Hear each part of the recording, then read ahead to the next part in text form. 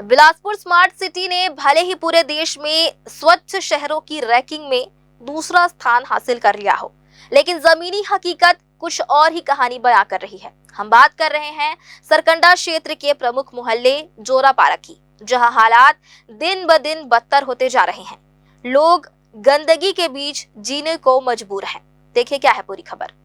Smart city बनने की राह पर चल रहे बिलासपुर के जोरापारा तालाब क्षेत्र में बुनियादी सुविधाओं का गंभीर अभाव नजर आ रहा है।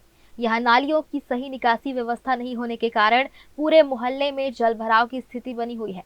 हालात इतने खराब हैं कि नालियों का गंदा पानी लोगों के घरों में घुसने लगा है। इससे न सिर्फ रहवासियों की दिनचर्या प्रभावित हो रही है, बल्कि बीमारियों का खतरा भी लगातार बढ़ते जा रहा है।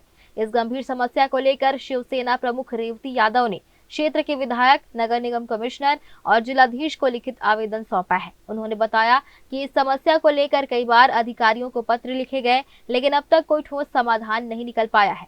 मोहल्ले वासी लंबे समय से परेशान हैं और आए दिन किसी न किसी बीमारी का सामना कर रहे हैं। रेवती यादव ने प्रशासन को चेतावनी देते हुए कहा कि यदि इस बार भी उनकी मांगों पर ध्यान नहीं दिया गया तो वे कलेक्टर कार्यालय का घेराव करेंगे। उन्होंने सिस्टम पर सवाल उठाते हुए मांग की है कि मोहल्ले की सभी छोटी नालियों को उचित ढलान के साथ बड़ी नालियों से जोड़ा जाए, जर्जर सड़कों की तत्काल मरम्मत कराई जाए और शहर की धरोहर जोरापारा तालाब की नियमित सफाई सुनिश्चित की जाए। उन्होंने साफ चेतावनी दी है कि मांगे पूरी नहीं होने की स्थिति में आंदोलन को और तेज किया जाएगा।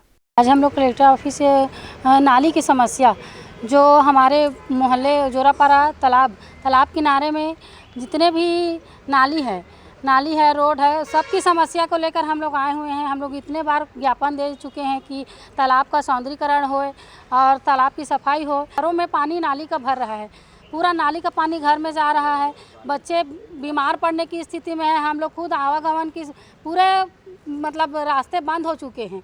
जोरापारा तालाब किनारे की बात है, अशोकनगर जो बेलतरा विधानसभा में आता है, और वहीं पर तालाब जो बहुत ही प्राचीन तालाब है, ऐसा नया तालाब ही नहीं, प्राचीन तालाब है। तो बिलासपुर की धरोहर है वो, जिसकी सुरक्षा शासन की जिम्मेदारी बनती है। जनप्रतिनिधि बैठे हैं, सरकारें आ रही है, जा रही हैं, सरकारें बदल रही है, लेकिन समस्या वहीं के वहीं है। कलेक्टर साहब से मिले हैं, उन्होंने हम लोग का आश्वासन दिया है कि निगम में हम बोल के उस काम को आपको जल्दी से जल्दी करवाने की कोशिश करते हैं। अगर हमारी मांग वो पूरी नहीं होती है, हमारा जो समस्या है उसका निराकरण नहीं होगा, तो हम लोग कलेक्टर का घेराव करेंगे। सवाल साफ है, स्वच्छता में देश में दूसरा स्थान पाने वाला स्मार्ट सिटी बिलासपुर आखिर अपने ही मोहल्लों की इस बदहाली पर कब ध्यान देगा? अब देखने वाली बात होगी कि प्रशासन इस चेतावनी को कितनी गंभीरता से लेता है। ग्रैंड न्यूज के लिए कैमरामैन राहुल ठाकुर के साथ भारतेंदु कौशिक की रिपोर्ट।